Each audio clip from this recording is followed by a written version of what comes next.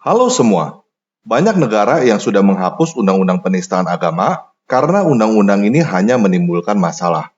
Tetapi, Indonesia masih mempertahankan undang-undang penistaan agama di dalam pasal 156A KUHP. Pasal 156A isinya seperti ini. Dipidana dengan pidana penjara selama-lamanya 5 tahun, barang siapa dengan sengaja di muka umum mengeluarkan perasaan atau melakukan perbuatan A. Yang pada pokoknya bersifat permusuhan, penyalahgunaan, atau penodaan terhadap suatu agama yang dianut di Indonesia. B. Dengan maksud agar supaya orang tidak menganut agama apapun juga yang bersendikan ketuhanan yang Maha Esa. Pasal 156A KUHP berasal dari penetapan Presiden nomor 1/PNPS tahun 1965 tentang pencegahan dan penyalahgunaan dan atau penodaan agama. Pada saat ini sudah banyak korban penerapan undang-undang ini, dan sudah banyak pihak di Indonesia yang meminta undang-undang ini dicabut. Tetapi, undang-undang ini masih belum dicabut. Jadi, pada video ini, saya ingin memberikan 5 alasan kenapa undang-undang penistaan agama harus dicabut. Oke, kita mulai aja ya.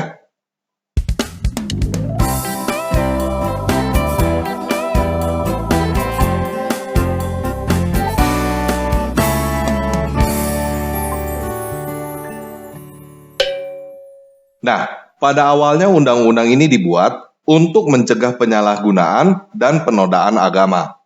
Tetapi, kenyataannya, undang-undang ini justru disalahgunakan dengan dalih agama. Undang-undang ini dapat dengan mudah disalahgunakan oleh oknum atau institusi sehingga mereka tidak boleh dikritik dan bahkan bisa membuat mereka kebal hukum. Contohnya ada oknum yang membuat investasi bodong dengan menggunakan atribut agama dan iming-iming surga. Mereka menipu dan memanipulasi masyarakat dengan menggunakan agama.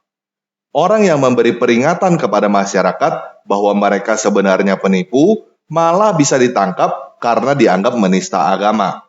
Setelah ketahuan ternyata masyarakat dirugikan pun, masyarakat tidak bisa berbuat apa-apa karena mereka ditakut-takutin masuk neraka dan takut dianggap menista agama. Jadi sebenarnya tujuan undang-undang ini bagus, yaitu mencegah penyalahgunaan dan penodaan agama. Tetapi kenyataannya undang-undang ini tidak pernah tepat sasaran di negara manapun. Itu sebabnya sudah banyak negara yang menghapus undang-undang penistaan agama. Kenyataannya, dengan adanya undang-undang ini, justru agama dinodai dan disalahgunakan secara legal.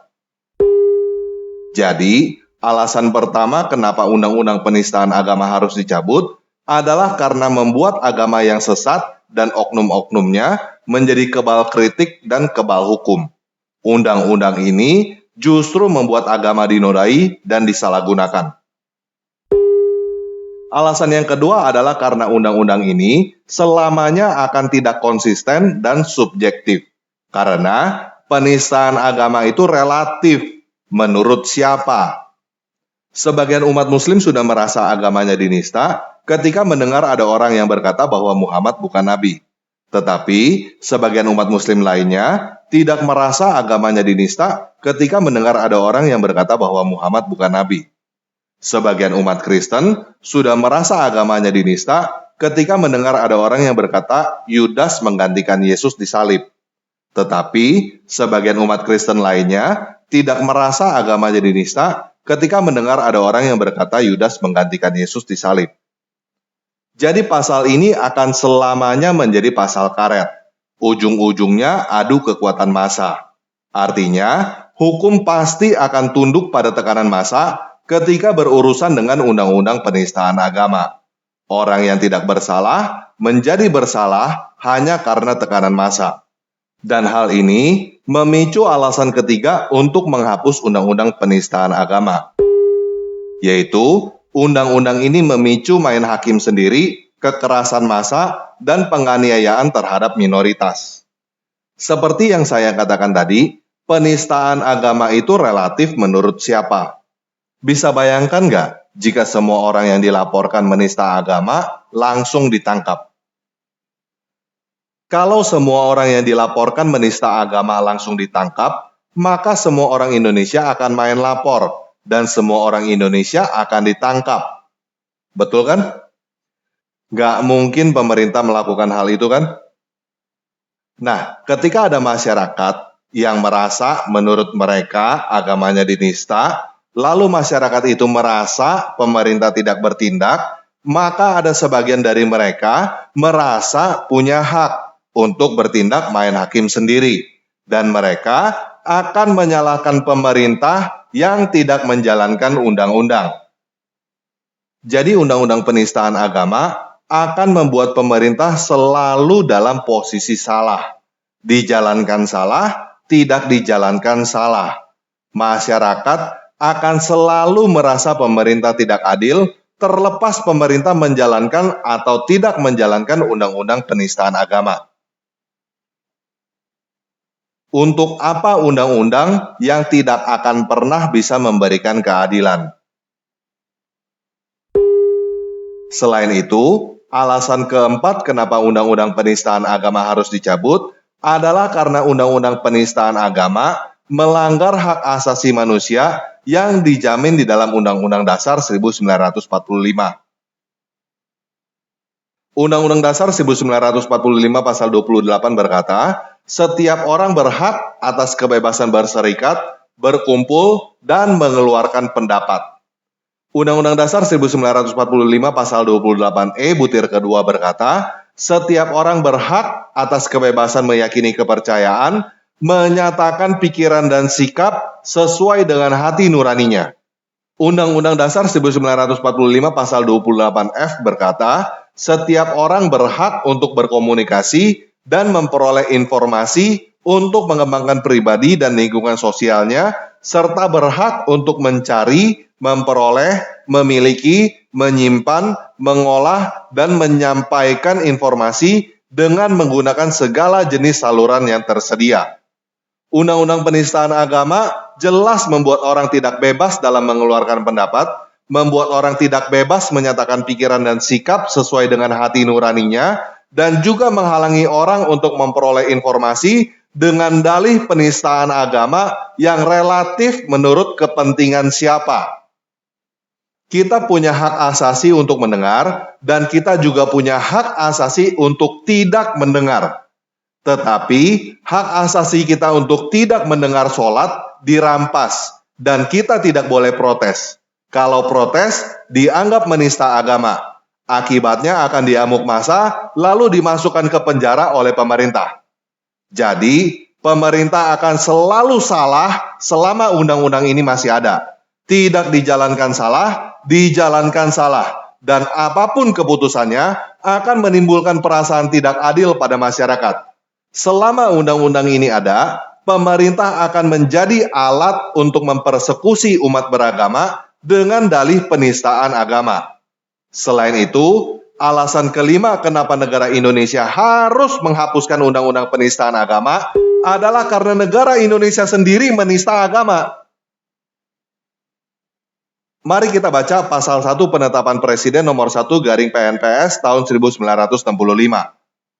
Setiap orang dilarang dengan sengaja di muka umum menceritakan, menganjurkan, atau mengusahakan dukungan umum untuk melakukan penafsiran tentang sesuatu agama yang dianut di Indonesia atau melakukan kegiatan-kegiatan keagamaan yang menyerupai kegiatan-kegiatan keagamaan dari agama itu.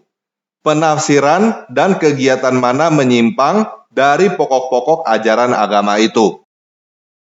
Nah, sekarang saya highlight apa yang relevan dengan apa yang mau saya sampaikan. Dilarang dengan sengaja di muka umum menceritakan, menganjurkan, atau mengusahakan dukungan umum untuk melakukan penafsiran tentang sesuatu agama yang dianut di Indonesia. Penafsiran yang menyimpang dari pokok-pokok ajaran agama itu. Agama-agama yang diakui di Indonesia sekarang ini adalah Islam, Kristen, Katolik, Hindu, Buddha, dan Konghucu. Jadi, dilarang dengan sengaja di muka umum menceritakan, menganjurkan, atau mengusahakan dukungan umum untuk melakukan penafsiran tentang agama Kristen dan Katolik yang menyimpang dari pokok-pokok ajaran agama Kristen dan Katolik. Paham ya? Nah, sekarang mari kita lihat buku Pendidikan Agama Islam dan Budi Pekerti kelas 8 milik negara. Hak Cipta 2014 pada Kementerian Pendidikan dan Kebudayaan. Halaman 10 tertulis demikian. Kitab Injil diturunkan kepada Nabi Isa pada permulaan abad 1 M. Kitab Injil diwahyukan di daerah Yerusalem. Kitab ini ditulis pada awalnya dengan menggunakan bahasa Suryani. Kitab ini menjadi pedoman bagi kaum Nabi Isa AS, yakni kaum Nasrani. Nah, saya tidak tahu apakah yang dimaksud Nasrani oleh negara Indonesia adalah Kristen dan Katolik. Tetapi, Kitab Injil adalah kitab suci umat Kristen dan Katolik. Kristen dan Katolik tidak pernah mengajarkan bahwa kitab Injil diturunkan kepada Nabi Isa. Tetapi negara Indonesia dengan sengaja di muka umum menceritakan, menganjurkan, mengusahakan dukungan umum untuk melakukan penafsiran tentang agama Kristen dan Katolik yang menyimpang dari pokok-pokok ajaran agama Kristen dan Katolik. Ingat, ini adalah buku milik negara, diterbitkan oleh negara. Selain itu, dikatakan lagi di dalam buku itu, kitab Injil berisi ajaran pokok yang sama dengan kitab-kitab sebelumnya. Namun, ada yang menghapus sebagian ajaran kitab Taurat yang sudah tidak sesuai dengan zaman itu. Secara umum, kitab Injil berisi tentang 1. Perintah untuk kembali mengesahkan Allah SWT. 2. Membenarkan keberadaan kitab Taurat. 3. Menghapus beberapa hukum dalam kitab Taurat yang tidak lagi sesuai dengan perkembangan zaman. 4. Menegaskan bahwa kelak akan datang kembali Rasul setelah Nabi Isa AS, yaitu Nabi Muhammad SAW. Dalam kurung, di samping ada di kitab Injil, penjelasan ini juga terdapat di dalam kitab Taurat. Nah, semua yang barusan kita baca adalah tafsir yang menyimpang dari pokok-pokok ajaran agama Kristen dan Katolik. Tidak pernah ada penjelasan bahwa kelak akan datang kembali Rasul setelah Nabi Isa AS, yaitu Nabi Muhammad SAW, di dalam Injil dan di dalam Taurat. Jadi, negara Indonesia mengeluarkan buku pelajaran yang isinya menista agama Kristen dan Katolik. Kalau kamu berkata bahwa memang ajaran Islam seperti itu, maka ajaran Islam menista agama Kristen dan Katolik.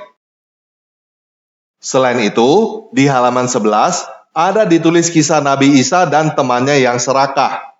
Kisah Nabi Isa dengan temannya yang serakah ini jelas menyimpang dari pokok-pokok ajaran agama Kristen dan Katolik kalau Nabi Isa yang dimaksud adalah Yesus Kristus. Tetapi, kisah Nabi Isa dengan temannya yang serakah ini seharusnya juga menyimpang dari ajaran agama Islam. Karena sumber kisah ini bukan dari Quran dan hadis, tetapi dari www.republika.co.id.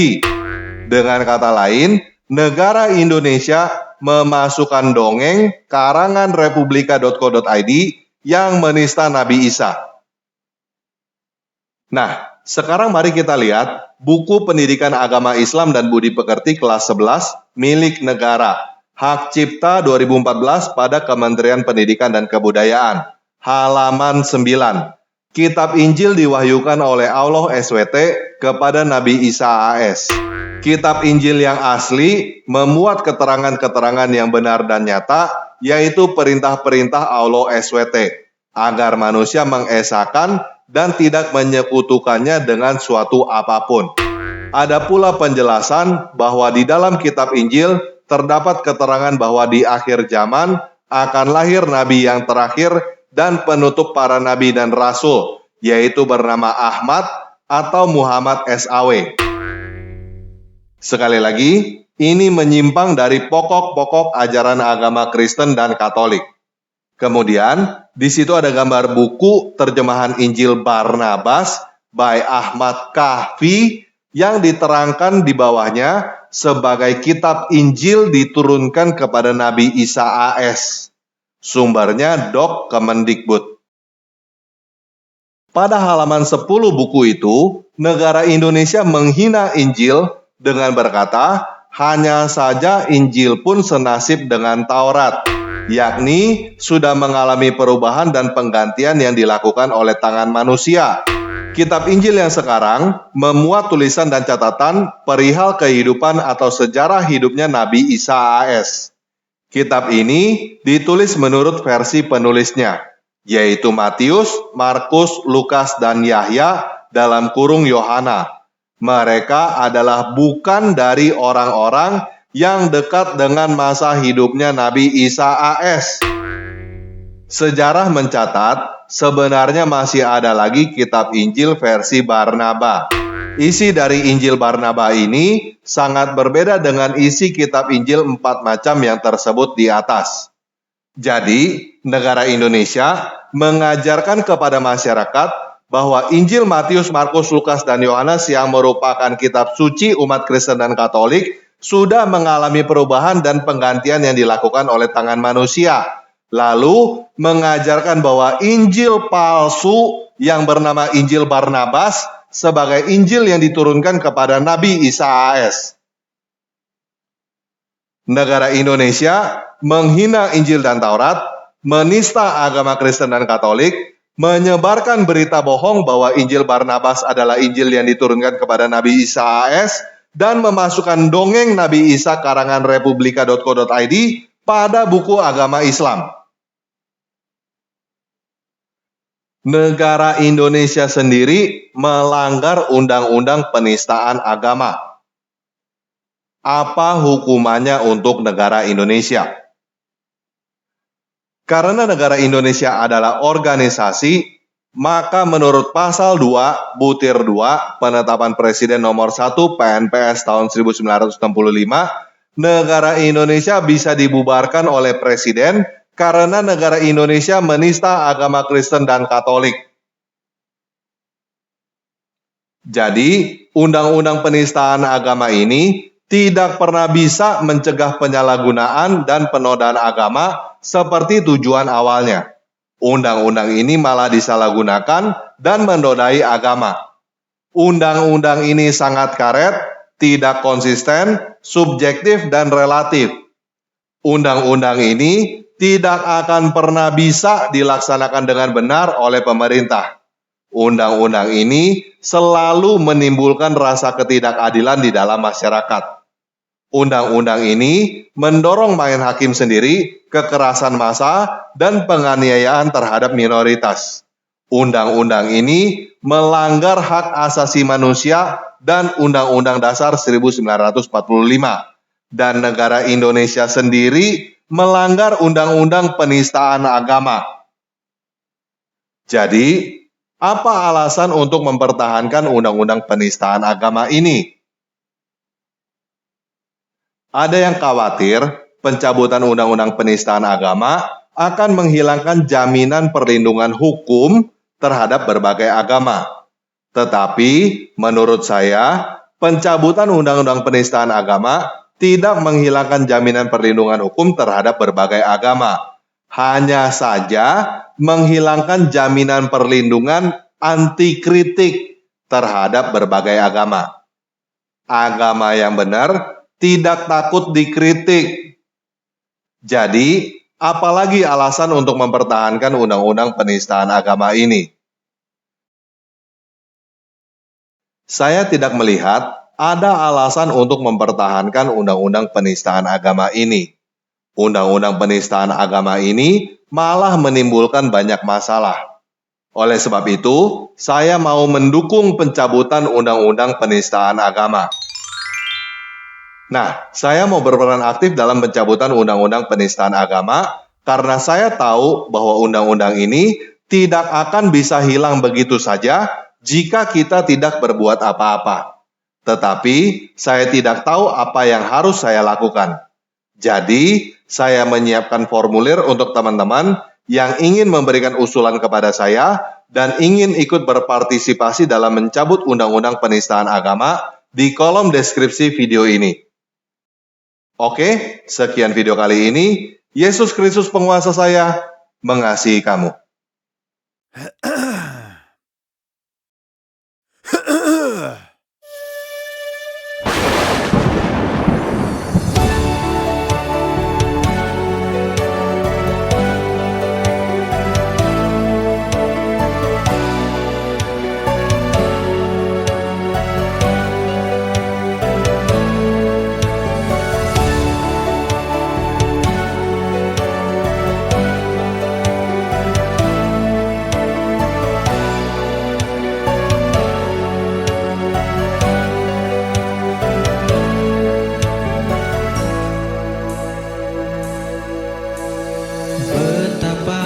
Ku bersyukur Kau pemilik hidupku, penebus penuntunku.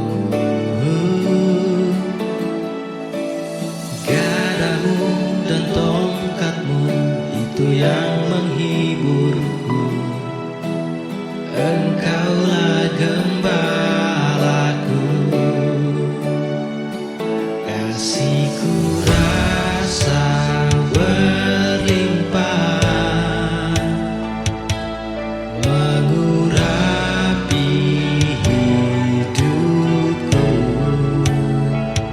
Tak gentar ku melangkah, meski di dalam kekelaman. Kau hebatku, kau kuatku, kau Bapakku.